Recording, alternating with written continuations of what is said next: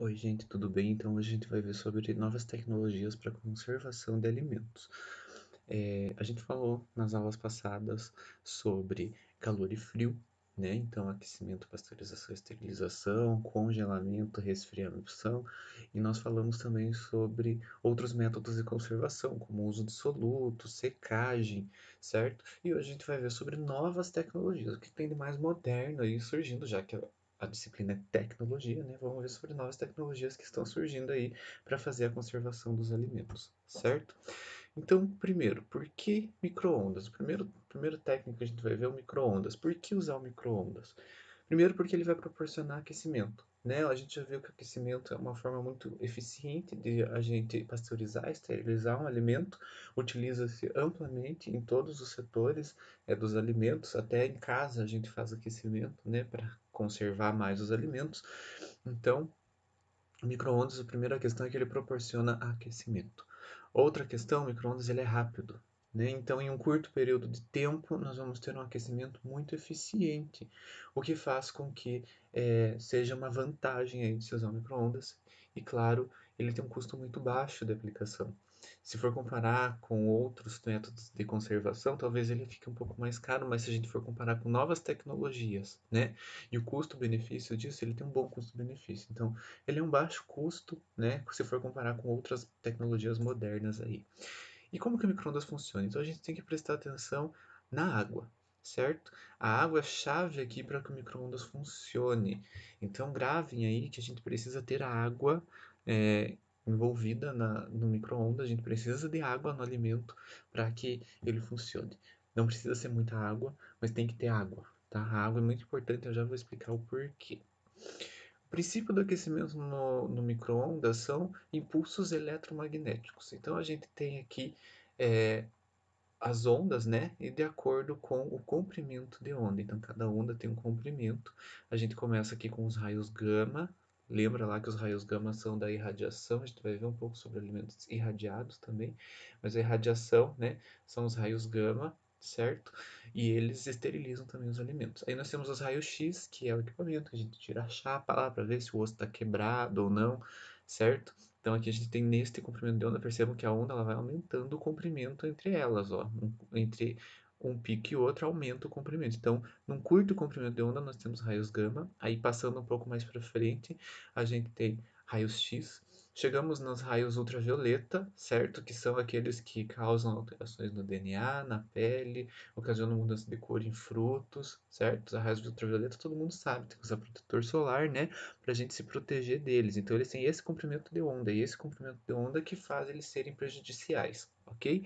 Aí nós temos a luz visível, que é uma luz que não afeta tanto a gente mais, né? Então percebam aqui que os raios gama, os raios X e a radiação ultravioleta são todos raios no comprimento de onda que causam algum efeito no nosso organismo, certo? Para fazer um raio X a gente precisa usar, né? Muitas vezes, quando a mulher está grávida, usa aquela capa de zinco, aquele avental de zinco, né? De chumbo, para evitar de chumbo, na verdade, não de zinco, para evitar, né, esses raios de ocasionarem alguma modificação ali e problemas no feto, por exemplo. Então, todos esses raios aqui, antes da luz visível, causam alterações indesejadas no DNA, nas células, etc. Na luz visível, a gente sabe que não ocasiona nada, a gente só consegue ver cores, então vai do violeta até o vermelho, passa por todas as gamas aqui de cores. Aí nós temos o infravermelho. O infravermelho vem depois, é um comprimento de onda que não é visível mais, certo? Mas ele aquece. Então, em massageadores, a gente tem infravermelho, a gente sente o aquecimento provocado por ele. Aqui a gente tem micro-ondas, então percebam que do lado de um comprimento de onda que produz aquecimento, a gente tem outro comprimento de onda que pode produzir aquecimento, são as micro-ondas. Aí a gente tem as ondas de rádio, né, que já não nos afetam mais, ondas celulares e tal, então a gente passa por todas as ondas aqui. Então o micro-ondas vai dos 300 MHz aos 300 GHz, fica nesta porção aqui. Então todas as ondas que têm comprimento, ou seja, que tem pico entre este tamanho aqui são chamadas micro-ondas e é essas ondas que nós utilizamos para aquecer o alimento, certo? Então, quem fabrica essas ondas? Eletromagnetismo, ímã, certo? Então, nós vamos ter ímãs que vão produzir, a partir de energia elétrica, impulsos deste comprimento de onda. E são esses ímãs, esse impulso eletromagnético que vai fazer o aquecimento, ok? Então, dentro do micro-ondas, a gente tem o magnetron, certo? Magnetron é este equipamento aqui, esta válvula, né, que fica dentro do micro-ondas. Então, aqui eu estou vendo um micro-ondas aqui de cima, aqui a gente coloca o alimento, e dentro lá daquele ladinho, onde fica aqui a gente tem o visor, né, como se aqui tivesse uma caixa fechada, aqui a gente teria o visor, lá atrás do micro-ondas fica o magnetron. O magnetron tem dois ímãs, certo? Então a gente tem o cátodo e o ânodo, o polo negativo e o polo positivo, certo? E eles fazem esses ímãs girar dentro de uma cavidade nesta placa. E elas funcionam como capacitores, então elas vão armazenando energia para sincronizar, né, um circuito em 240 MHz. Essas ondas elas vão se somando e ressoam e saem pela antena atingindo o alimento. Então a antena é esta parte aqui. Então o que acontece? Nós temos dois ímãs que ficam girando lá dentro, certo? Então eles giram aqui dentro dois ímãs e produzem a energia eletromagnética que acaba escapando por aqui, que a gente chama de microondas. Essas microondas elas entram num circulador, né? E são refletidas para dentro da cavidade. É por isso que a gente tem aquela tela no vidro e essa cavidade tem que ser bem fechada para que essas ondas elas batam lá dentro, né? Retornem para cá e se dissipem. Então, sabe aquele papelzinho que tem dentro do micro-ondas? Aquilo lá é um dissipador. Aquilo lá absorve as ondas eletromagnéticas e dissipa elas para que elas saiam de dentro do micro-ondas e não saiam para fora, porque senão nós iríamos aquecer, o que não ia ser uma boa ideia, né? Então, o micro-ondas, desde que ele esteja com o equipamento em dia e esteja tudo funcionando direitinho, ele é super seguro, não ocasiona mal nenhum, tá? Então, são dois ímãs que ficam girando e vão liberando essas energias, né, essas ondas aqui que circulam dentro da cavidade e se dissipam depois, tá? Então, é mais ou menos isso daqui. Então eu tenho um ímã de um lado, um ímã de outro, e aqui tem uma bobina que fica girando, certo? Então isso daqui gira, né, entre esses dois ímãs e produz essas cargas aqui que vão sair por esta antena, que é o que está mostrado aqui. Então tem esse ímã, sai aqui a carguinha por essa antena e essas ondas eletromagnéticas, são ondas, nós não conseguimos ver, né, porque são ondas, elas saem para dentro da cavidade. Então é mais ou menos essa bobina aqui, isso daqui é um magnetron, ok? Passa energia elétrica de um ímã para o outro, né? Então tem um ímã carregado positivamente, um ímã carregado negativamente. Isso daqui gira para liberar essas ondas para a antena e fazer com que isso daí saia para dentro do micro-ondas. O que que acontece? Quando a gente tem um ímã, a gente tem um polo positivo e tem um polo negativo sendo formados, certo? A água, ela é o quê? Ela é uma molécula polar, certo? Ela tem um polo que é mais positivo e um polo que é mais negativo, ok? Como todos os polos. Então aqui está um exemplo da água. Ela tem um polo negativo e um polo negativo. Quando a água está no alimento, certo? Ela está assim, meio misturada lá, os polos não estão alinhados. O que acontece quando ela encontra um campo eletromagnético? Quando encontra ondas eletromagnéticas que estão sendo formadas lá dentro do micro-ondas, que formam um polo negativo que se estendem para um polo positivo e fazem este movimento aqui. As ondas elas tendem a alinhar a molécula da água. Então, o negativo se alinha com o positivo e o positivo se alinha com o negativo de todas as moléculas. E o que que acontece? A gente tem essa polarização iônica, certo? Então a molécula elas estavam assim, elas se alinham, elas desalinham, elas alinham e elas desalinham, porque são pulsos, certo? Então eu jogo um pulso, elas alinham, elas desalinham. Eu jogo um outro pulso, elas alinham e desalinham. Só que isso é feito muito rápido. Essa rapidez a faz com que a água sofra atrito. E é o atrito entre essas moléculas polares que vão gerar o aquecimento, certo? Então, o micro-ondas funciona dessa forma. A gente tem que formar um campo eletromagnético com um polo positivo e negativo, e a água ela tende a se alinhar com esse campo elétrico para que ela fique gerando atrito entre essas moléculas e aqueça o alimento, certo? Então, vamos responder essa questão aqui. Dentre as alternativas abaixo, escolha com base em seus conhecimentos qual componente mais pode afetar o processo de elevação da temperatura. Fora a água, né? Porque a água eu já falei. Mas a casca, a gordura, o açúcar e as fibras. Pense em tudo isso que eu falei. Lembrem lá dos polos, né? Então vejam aqui e vejam o que mais pode ocasionar a elevação da temperatura. Me respondam lá no fórum, tá? Ah, gente, tenta responder tudo na mesma resposta. Então, vão anotando aí num papel e depois vocês juntam tudo e respondem uma vez só todas as perguntas da videoaula, beleza? Então, tentem lá e me respondam qual alternativa está correta, ok? Então, a conservação por micro-ondas baseia-se na combinação, como sempre, de tempo e temperatura, como nós já vimos, naquele parâmetro D, né, que é o tempo lá de destruição para destruir 90%. Então, quanto tempo a gente precisa ficar, né, para que ele seja pasteurizado? O leite a gente já sabe que tem que ficar em 74 graus por 15 segundos e depois ser resfriado. Lembra sempre lá da resfriação, que é muito importante. Mas essa combinação temperatura e tempo, né, chama-se a cinética lá de destruição. Então, o tempo que precisa para destruir 90% em determinada temperatura, né? O leite, o tempo é de 15 segundos. Mas e para o micro-ondas? Será que seria o mesmo tempo ou será que seria um tempo diferente? Certo? Então, isso tudo vai de testar, né? Muitas vezes o leite ele não precisa ficar só 15 segundos, ele tem que ficar 30, 45 para atingir essa temperatura. E uma coisa que pode acontecer no micro-ondas é que nem sempre só a temperatura vai fazer a destruição dos micro-organismos. A gente tem outros mecanismos para que aconteça essa destruição.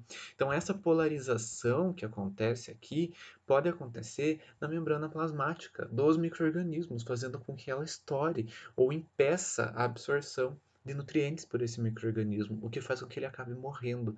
Tem um negócio que chama eletroporação também. Então, essa diferença aqui eletromagnética faz com que a membrana ela crie poros, e esses poros fazem com que o micro-organismo perca material, né, intracelular e acabe morrendo. Então, tem vários mecanismos além do aquecimento que fazem a destruição por micro-ondas. Isso é bem importante a gente lembrar. A temperatura é super importante, mas não é só isso que faz a destruição, é também os efeitos ocasionados pelas microondas que estão passando por ali, certo? Então, aqui no microondas a gente tem algumas perdas que podem acontecer por conta, né, desse tipo de aquecimento por microondas. Então, pode perder vitamina A, B1, B12, perde 17% de vitamina E, mas só perde 32% na pasteurização convencional. Perde 36% de vitamina C e perde 38% na pasteurização convencional.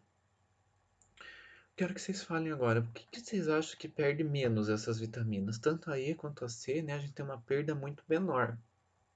Eu já comentei sobre essas perdas de vitamina e tem um ponto-chave aí em todo esse processo. Eu quero que vocês respondam no fórum, depois de responder aquela pergunta ali, coloca também a resposta para essa pergunta. Por que a gente perde menos vitamina no micro-ondas do que na pasteurização convencional? Em sucos de fruta foram descritos que já fizeram a esterilização de Salmonella, E. coli e Cristosporidium, né, que são bactérias que crescem em sucos de fruta. A gente consegue esterilizar sem perder aroma, porque lembrando lá que suco de fruta, a pasteurização convencional, no suco dá aquele sabor de cozido para o fruto, que não é muito agradável. Então a gente tem a esterilização sem a perda de aromas e denaturação de enzimas que causam oxidação dos frutos também, né? E algumas vitaminas. Refeições prontas é o que a gente mais utiliza no micro-ondas para aquecimento, né?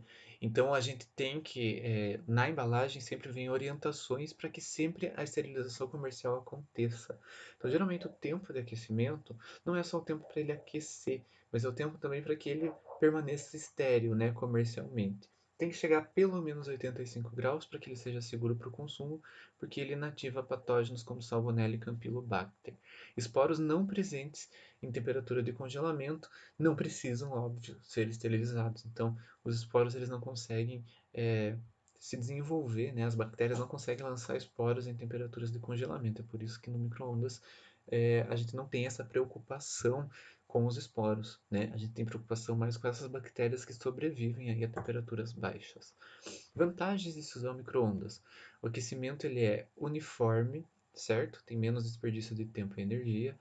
É rápido, o que mantém a cor, textura, sabor e nutrientes, né? Aqui fica a dica já para a resposta, né? Daquela pergunta que eu fiz anteriormente.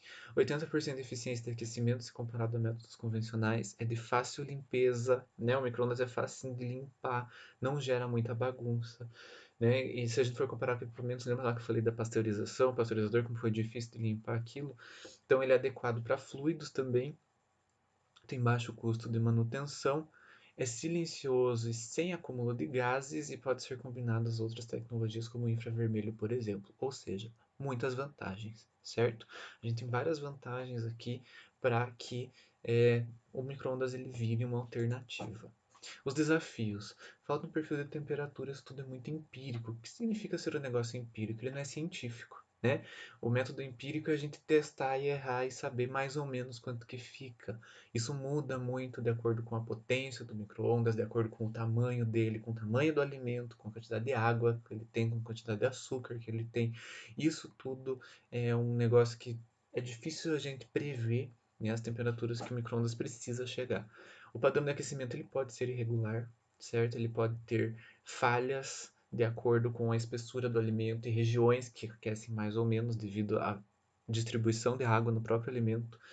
A seleção adequada de embalagens, algumas embalagens não adequam-se ao aquecimento no micro-ondas.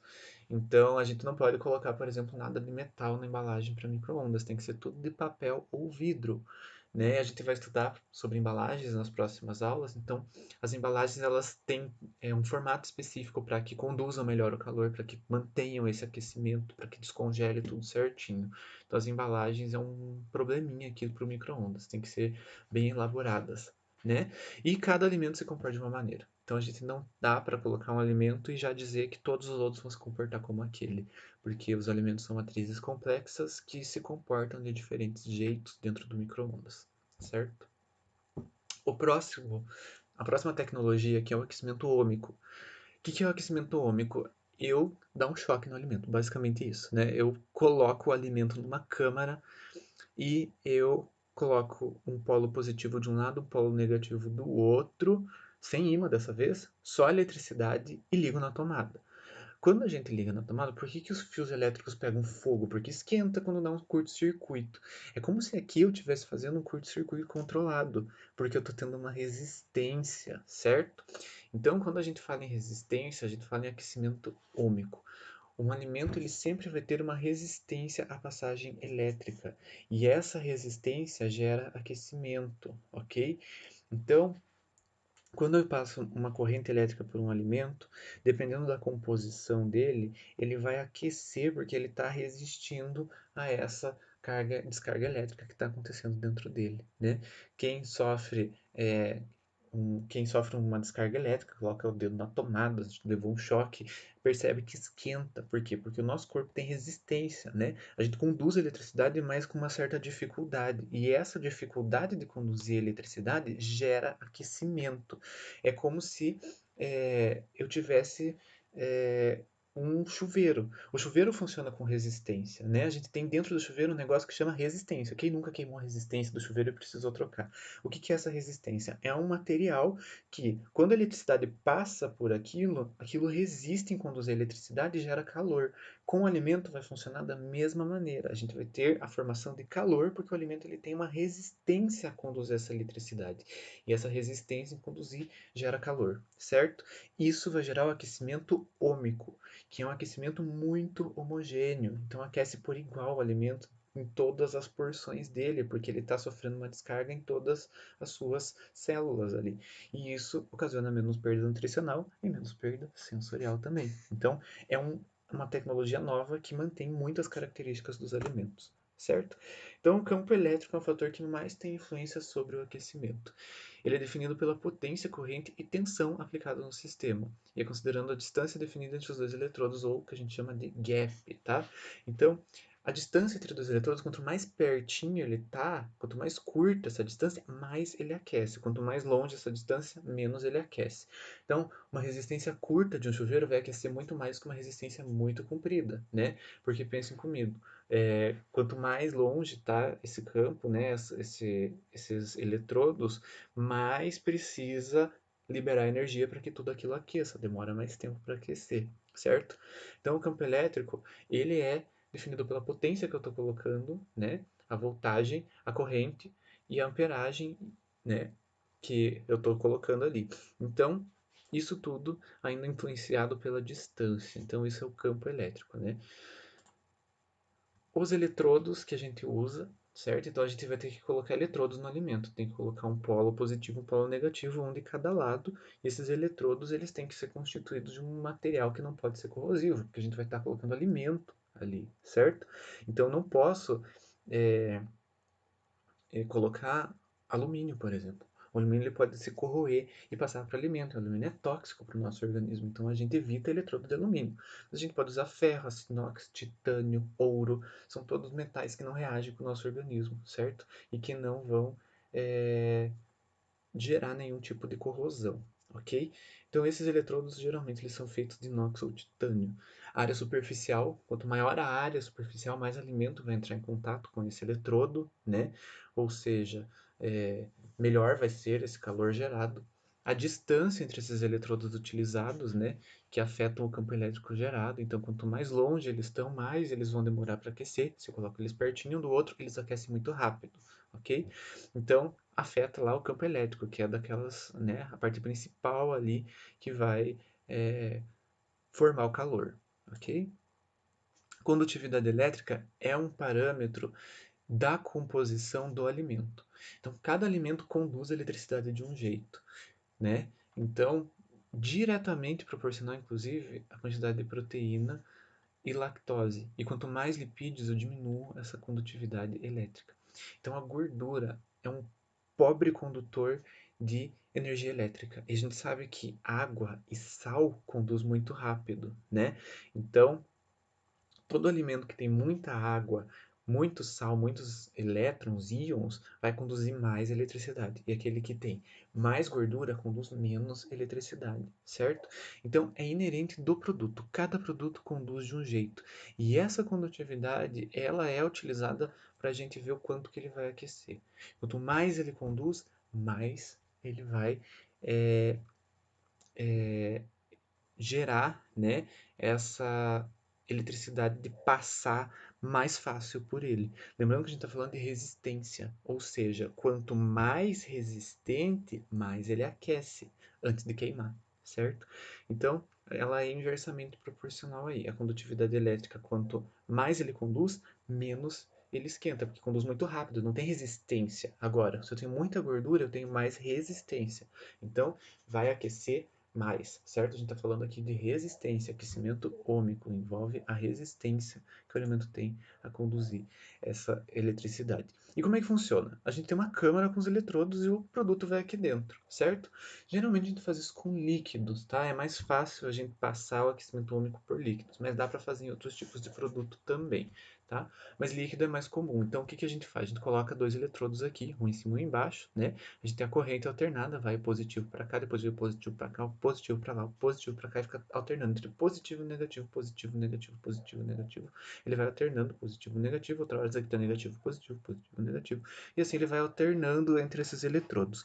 Aqui dentro a gente tem o produto, né? Então, o que acontece? Quando eu alterno, o que, que a eletricidade quer fazer? Ela quer passar de um eletrodo para outro. E aqui eu tenho o produto que vai ocasionar a resistência. Se ele tem muita resistência, ele aquece e vai aquecendo cada vez mais. Quanto mais tempo eu deixo, mais ele vai aquecendo, certo?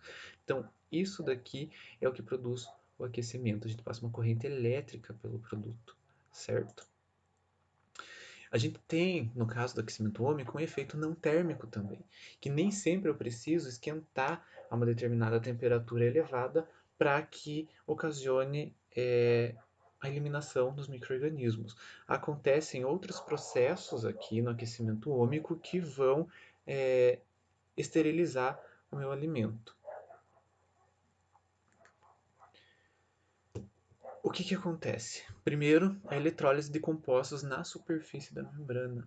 Eletrólise é a quebra por eletricidade, certo? Na superfície da membrana, a gente sabe que tem vários compostos aqui de transporte de substâncias, né? E isso daí